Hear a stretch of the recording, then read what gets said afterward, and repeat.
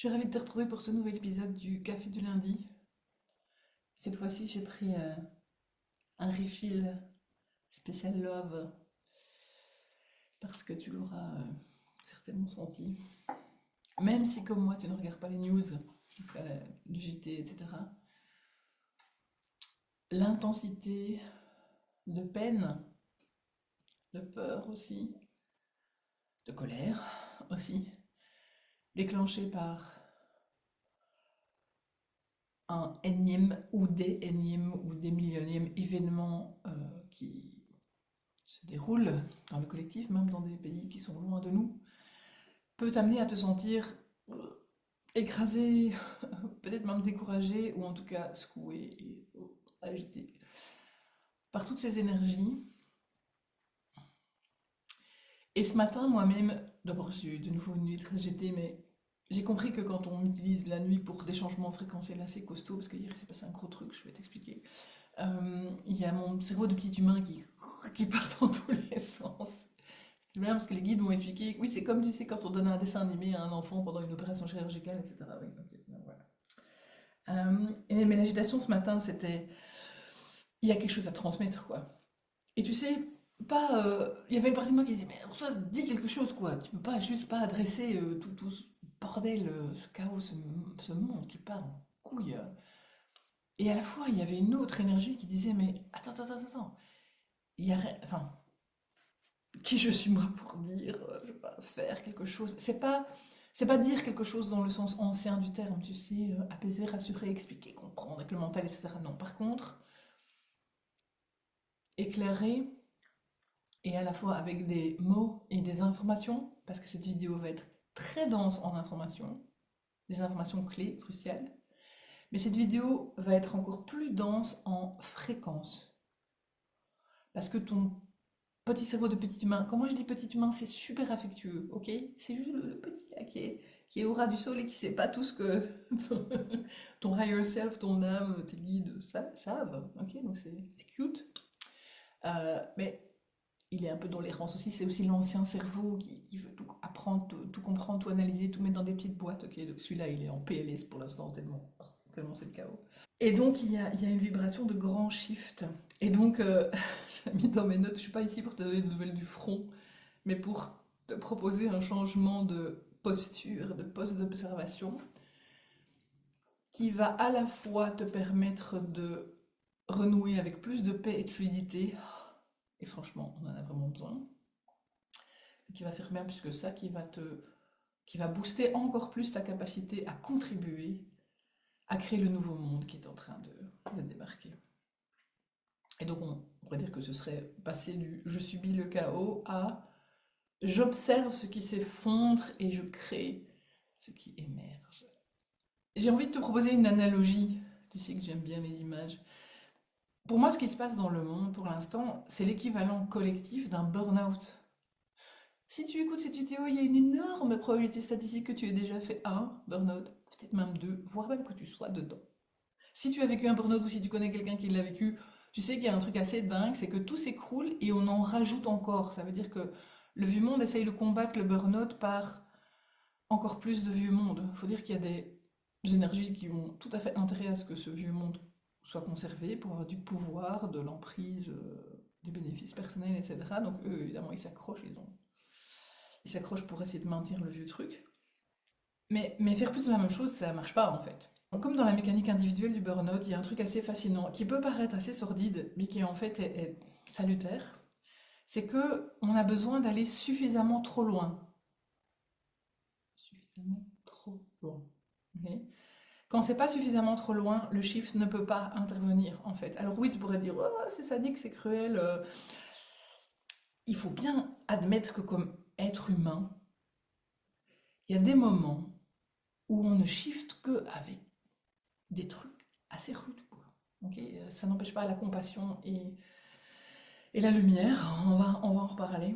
Il faut souvent atteindre un point de rupture pour que le shift puisse émerger et se déclencher.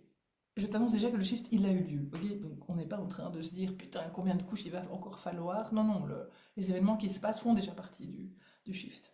Le seuil à passer, c'est que le système collectif, en tout cas, qui est encore une autre pan de l'humanité, parce qu'il y a déjà plein d'humains conscients qui savent tout ça, mais c'est comme si certains avaient besoin encore d'un coup de pied ou une tarte dans la gueule pour passer de la performance ou de la... On s'accroche à plus de ce qu'il y avait avant, pour passer à la cohérence, passer à un nouveau niveau de fréquence et, Dieu merci, à un autre monde qui fonctionne sur base d'autres valeurs. Une autre analogie que je voudrais aussi déposer dans ton champ ce matin, c'est plutôt un petit proverbe. C'est l'idée qu'on nettoie pas de la boue avec de la boue. Et je te propose cette réflexion-là à deux niveaux. À la fois parce que c'est aussi une autre manière d'exprimer le fait que ce n'est pas en rajoutant du vieux monde qu'on résout les problèmes du vieux monde. On a vraiment besoin d'autre chose autrement. Mais on en reparlera un peu plus loin aussi que la plus grande puissance de la boue, la méchanceté, la cruauté, l'abus de pouvoir, le patriarcat, tout ce que tu veux. Voilà. Ce pouvoir, c'est que il a le pouvoir de t'emmener avec lui, en fait. Okay, la peur, c'est contagieux, la colère, c'est contagieux, l'égout, c'est contagieux. Or, ce sont des fréquences basses et on ne nettoie pas de la boue avec plus de boue. Ok, je vais y revenir. Donc, le burn-out du vieux monde, le shift. Il y a un autre élément assez fondamental qui est entré dans le champ. Qui est entré dans le champ au sens tout à fait littéral du terme, parce que là, je vais te parler pas astrologie, je vais te parler astronomie. En juillet 2025, est entré dans le système solaire un corps céleste, un gros caillou, ok, un gigantesque caillou, et qu'on a appelé 3I Atlas. I pour interstellaire, parce que c'est un corps céleste qui vient d'ailleurs hors de notre système solaire, qui traverse notre système solaire et puis qui va quitter notre système solaire plus ou moins vers le mois d'avril. Et c'est le troisième qu'on a observé. Jusque-là, ok, 3I. Il y avait un I, 2I, bien c'est 3I. Et Atlas, parce que c'est l'acronyme du nom du télescope qui l'a observé. Mais Atlas, c'est intéressant aussi, c'est dans la mythologie grecque, c'est aussi le dieu qui porte la Terre. Toute une symbolique là derrière aussi. Donc, ce corps céleste qui est réellement en train de... Enfin, je dis réellement, je veux dire 3D, quoi, observable, tangible, télescope scientifique, NASA, tout ça, est en train de traverser notre système solaire et se comporte de manière anormale. Qu'est-ce que les scientifiques considèrent comme anormal? N'obéit pas aux lois de la physique des corps célestes telles qu'on a décidé qu'elle existait. Voilà. Donc il ne respecte pas les questions de trajectoire, il change de trajectoire, il change de vitesse, il ne se fait pas attirer par la gravité des autres planètes, enfin bref. L'idée c'est que Troy Atlas il joue un rôle dans tout ce qui est en train de nous arriver. Parce que tu vas pouvoir... À la limite, je t'invite à ne pas aller sur Google, googler Troy Atlas, parce que tu vas tomber soit sur les trucs hyper scientifiques en disant oui, mais c'est juste un caillou qu'on ne connaît pas encore, etc. Et de l'autre côté, tu vas, mon Dieu, les extraterrestres vont nous envahir, ou bien on nous observe, ou bien on va venir nous sauver, enfin bref, hein, beaucoup d'agitation ésotérique aussi. Je vais t'inviter à considérer que cette, cet objet est une ressource. Moi, je vais t'inviter à mettre dans ton champ que Troy Atlas est une ressource consciente qui vient contribuer à nous accompagner dans ce shift. J'ai fait un petit résumé des informations que moi j'ai reçues sur Troy Atlas. Mais de nouveau, laisse-toi baigner par les fréquences. Si ton petit cerveau dit oh, what the fuck, je comprends rien, c'est quoi cette histoire, etc., c'est pas grave. Tout est bien. Et à la fois, n'emmène pas ce qui ne te parle pas. Troy Atlas est un stabilisateur de réalité. Oh, d'accord. Donc il n'est pas venu pour nous observer, il est venu pour stabiliser les nouvelles fréquences sur Terre. Oh, cool. Il agit comme un ancrage en fait, multidimensionnel. Tu sais, comme quand tu as une balise ou une, une montgolfière et qu'il y a quand même un fil, il y a une fréquence qui la pilote, enfin qui aide à la stabiliser. Pour nous, ça signifie que notre nouvelle réalité, collective et individuelle, est un peu sous monitoring. Et monitoring, de nouveau, hein, c'est pas le gros caillou qui est en train de décider ce qui se passe dans ta vie, c'est juste comme vraiment un objet qui vient. C'est intéressant parce que je suis en train de m'agiter dans ma tête en disant t'expliques pas bien, ils vont pas comprendre, etc. Chut, on se calme, tout ça est en train de passer de manière tout à fait subliminale aussi, donc on peut avancer. Chut, chou, tout va bien. Donc, c'est un stabilisateur de réalité, c'est un révélateur d'authenticité, donc aussi un révélateur d'inauthenticité, puisque la fréquence que Troy Atlas émet, mais donc aide aussi à stabiliser sur Terre, ou aide à booster sur Terre, c'est une fréquence qui rend l'ombre et le faire semblant complètement insupportable. Et donc ça gueule et ça se voit, ça sort du bois en fait, ok? Donc on parle beaucoup de disclosure, de révélation et des choses comme ça. Révéler, c'est mettre en lumière, hein. Mettre dans la lumière, ça veut dire que tu sors du placard. Tu mets une ampoule dans un placard où t'as pas été depuis longtemps, oh, tu te mets à découvrir des trucs que tu n'avais pas trop envie de voir ou qu'on t'avait caché aussi.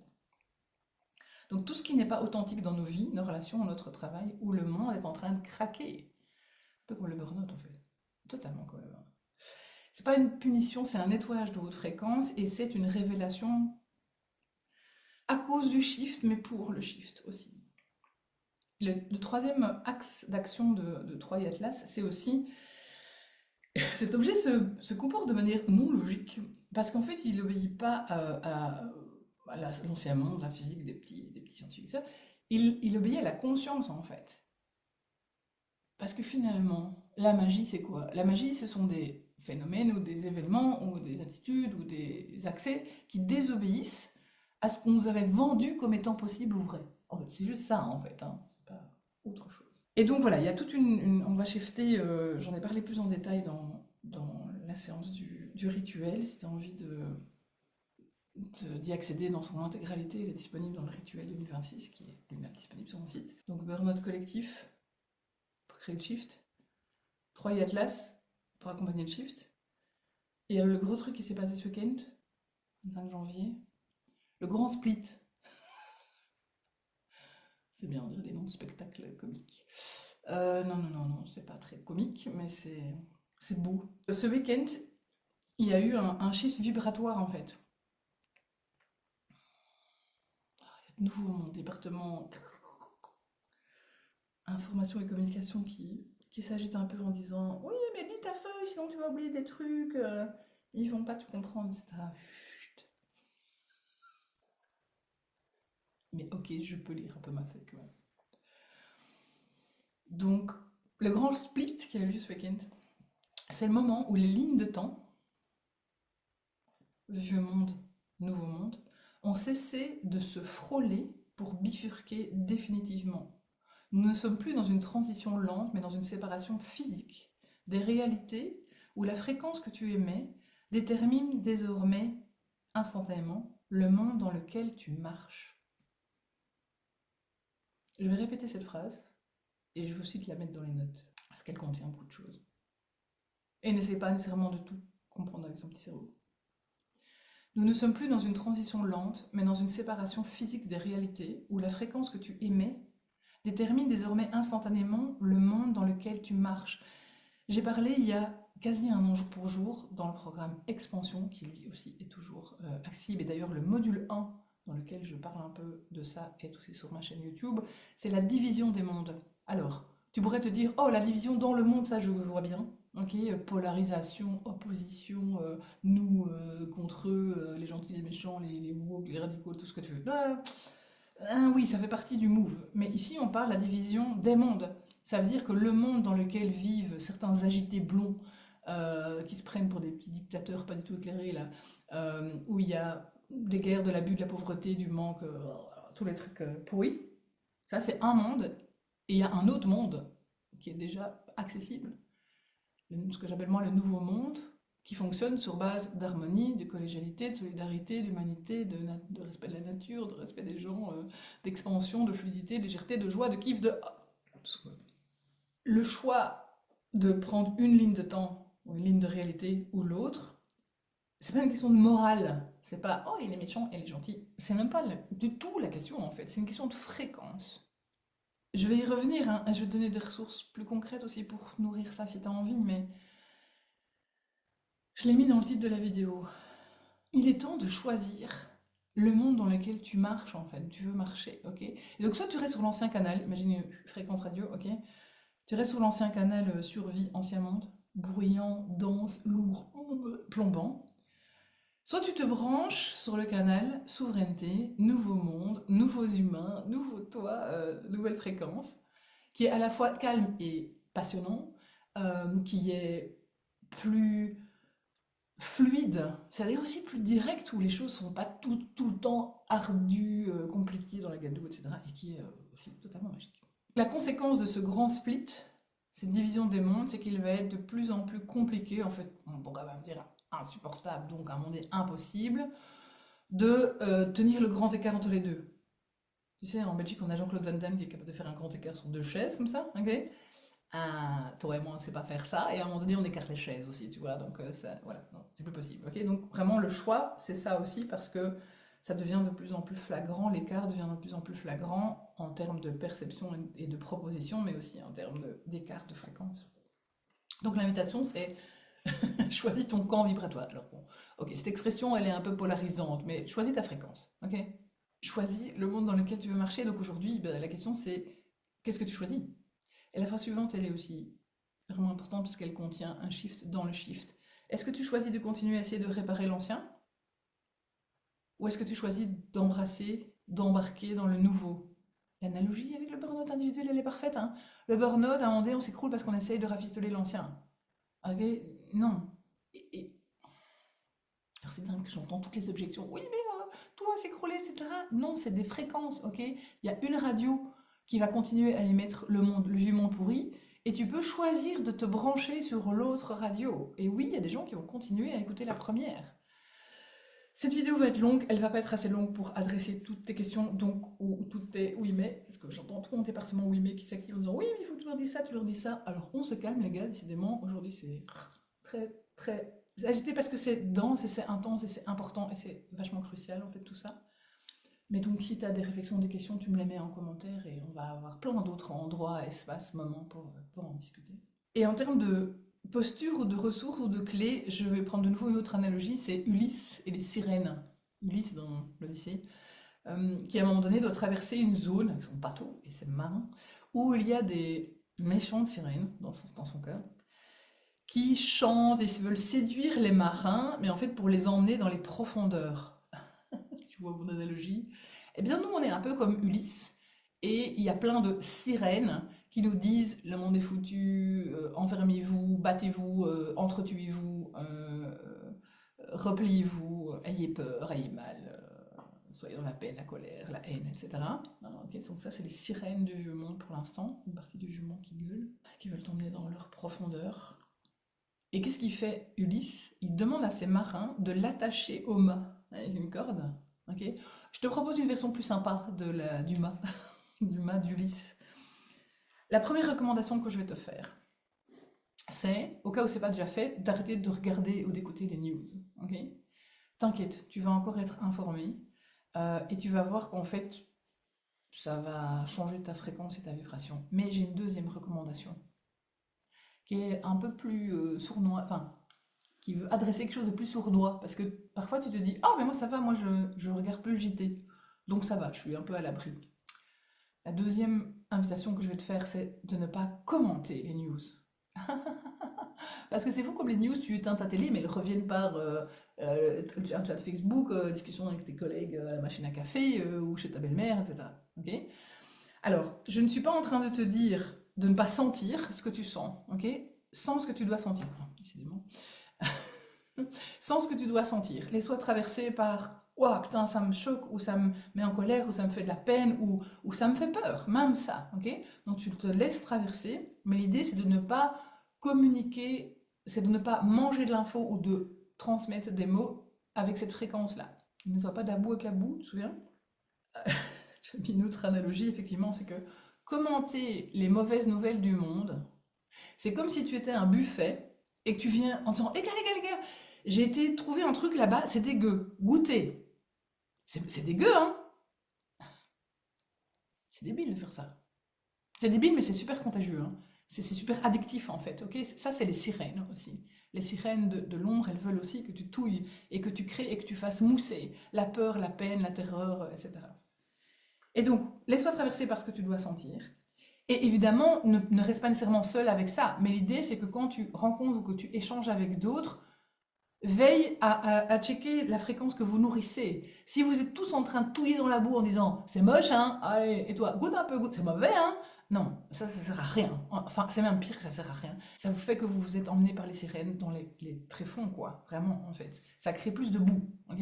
Non seulement c'est de la boue, mais ça nettoie pas la boue, mais ça crée plus de boue. Par contre, si c'est, ok, qu'est-ce qu'on peut faire? Ou bien, agissons, ou bien apaisons-nous, ou bien faisons un espace de bienveillance ou de calme, ou bien un peu de chouette vibe aussi pour se ressourcer. Alors là, c'est utile d'échanger avec d'autres en lien avec l'actualité. La deuxième ressource, après, ne bouffe pas des news et ne les commente pas, en tout cas pas pour tout lier. Le deuxième, c'est une ressource que moi j'appelle le point d'éternité. Tu entendras peut-être d'autres personnes parler du point zéro, zero point consciousness. Quand le monde hurle trop fort, que ça secoue trop, que ça dégueule des trucs, et que vraiment il y a des jours, des heures, des moments où même si tu es toute seule dans ton salon, tu te dis mais moi j'en peux plus en fait, j'ai l'impression d'être dans un torrent de boue ou de lave. L'idée c'est de te connecter au point zéro. Alors ça peut être juste effectivement du silence, du calme, juste ralentir et respirer. Si tu es habitué à méditer, tu peux méditer, mais moi je médite pas, c'est pas mon truc, voilà, ça, ça marche pas chez moi. Et tu peux imaginer aussi, avec les yeux de ton esprit, qu'il y a à l'intérieur de ton cœur une sphère, et qu'à l'intérieur de cette sphère, qui est une sphère de calme, il y a un point, une espèce de point doré comme ça. C'est le point d'éternité. C'est le centre du centre. Et juste imaginer ça pendant 30 secondes, 2 minutes. Ça te permet de ressourcer, de te mettre au cœur du cyclone en fait, ok, là où ça souffle moins. Et le monde a besoin que tu fasses ça parce que tu n'es d'aucune utilité quand tu es écrasé. De nouveau, ça ne veut pas dire que tu ne dois pas sentir ce que tu sens, hein. Donc, quand tu es emmené dans des choses qui te traversent, prends le temps de te laisser traverser, mets-toi au calme pour ça aussi, et pas juste pour aider le monde. Mais bref, c'est de nouveau des petits commentaires qui disent « Je suis pas sûre que c'est clair ce que tu dis. Purée, les gars, détendez-vous, respirez, mettez-vous dans votre point d'éternité. Donc voilà, l'idée c'est que dans ce silence neutre, dans ce point d'éternité, ton système peut se rebooter sur sa fréquence d'origine. Donc on va dire que ça te remet en lien, c'est comme un diapason aussi, ça te remet en lien avec les fréquences du nouveau monde. Okay, c'est quand ton petit bouton de radio, il avait tourné, hop, tu peux le remettre sur la fréquence que tu choisis. La troisième ressource que je te propose, c'est un contrepoison vibratoire, un antipoison, un antidote. L'antidote à la boue. Alors on peut soit nettoyer la boue, soit tu sais quoi, on peut aussi faire en sorte qu'elle sèche et ça devient du compost ou du terreau pour le nouveau monde. La métaphore. Bah, l'antidote, c'est tout le contraire, c'est la douceur, la beauté, la joie, l'amour, l'harmonie, la connexion, le vrai, l'authentique, le beau, mais dans tout. Pas juste le beau esthétique, le beau dans un geste, le beau dans des mots, le beau dans un son, le beau dans un comportement, le beau dans une situation ou dans un objet. Ça peut être plein de choses. C'est l'humanité, en fait. La vraie humanité. Et donc, quand tu te sens vraiment un peu trop écrasé par la noirceur de l'actualité, ou que des départements, Madame Irma, hashtag angoisse, sont en train de te raconter que oh, on va tous mourir, ça va pas aller, tu vas perdre ceci, et ton compte en banque, et ton job, et ton mec, et ton... voilà, parce que ça va se déguiser comme ça aussi, c'est pas juste l'actualité internationale qui va s'amener à toi, c'est les fréquences de pessimisme, de noirceur, de crainte, de peur, etc. Eh bien, crée-toi des doses de nouveau monde, des doses de fréquences de beauté. Et ça peut être regarder une vidéo, ça peut être écrire un message, ça veut dire envoyer un petit WhatsApp, je t'aime à ton chéri ou à tes enfants, ça peut être admirer une belle lumière, ça peut être t'extasier devant le fait qu'on a des aurores boréales en Belgique, c'est quand même dingue. Euh, Ça peut être te mettre une musique, ça peut être te mettre, allumer un feu chez toi et te mettre sous un plaid avec une tisane. Donc du doux, du beau, du lumineux, du vrai, du juste, du vrai toi, du vrai nous, en fait. Et ça va shifter, en fait, ok? Une bougie, une toute petite bougie chauffe-plat, tu la mets dans un entrepôt sombre, elle fait pas reculer l'ombre, elle la transmute, en fait. Elle la transforme, elle la dissout. Le fait de te mettre en retrait des news, le fait de te connecter à ton point d'éternité, le fait de nourrir de la beauté dans ton quotidien et de choisir ça, choisir plus de ça, c'est pas de la fuite ou du déni, c'est de la résistance, de la rébellion fréquentielle. Ok? C'est avoir le culot de dire, c'est Prévert qui disait ça. Il dit, il y a des endroits où les humains s'entretuent, je vais rejoindre ceux qui s'entrevivent. Voilà.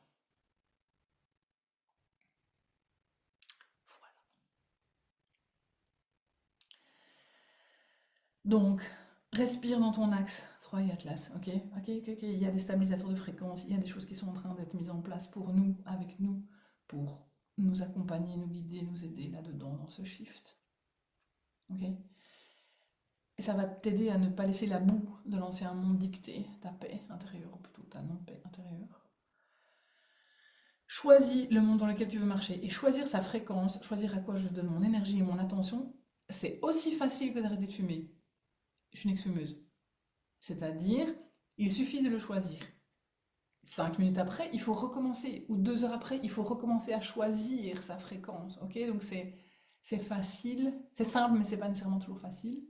Et donc choisis et rechoisis. Mais c'est comme quand on sort d'une addiction, chaque dose de lumière que tu actives, tu boostes par ton attention, par tes actions, par tes paroles, ou par le fait que tu ne vas pas avoir certaines paroles ou que tu ne vas pas avoir certaines actions, la lumière booste la lumière, ça veut dire que c'est de plus en plus facile de choisir la lumière. Et la lumière, c'est qui on est, hein. Ça ne demande pas d'énergie d'être qui on est, en fait, hein. Donc on s'extrait effectivement de la gravité de l'ancien monde. C'est comme, tu sais, la fusée Challenger, elle a un gigantesque réservoir de carburant qui lui sert juste à quitter les premières couches de gravité terrestre. Après, elle va en ligne droite, pouc, avec une petite piquenette comme ça aussi. Donc on est dans la phase d'extraction de gravité.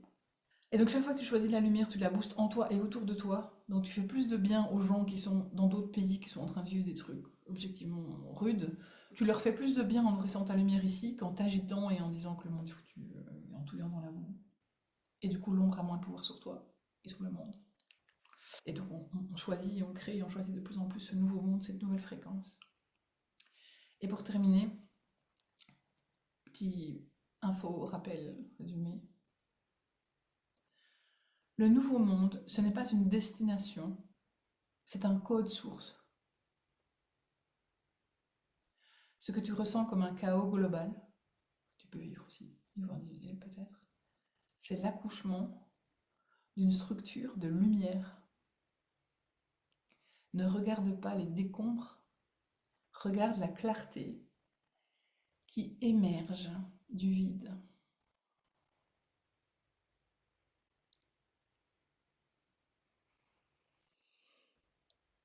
Moi j'ai choisi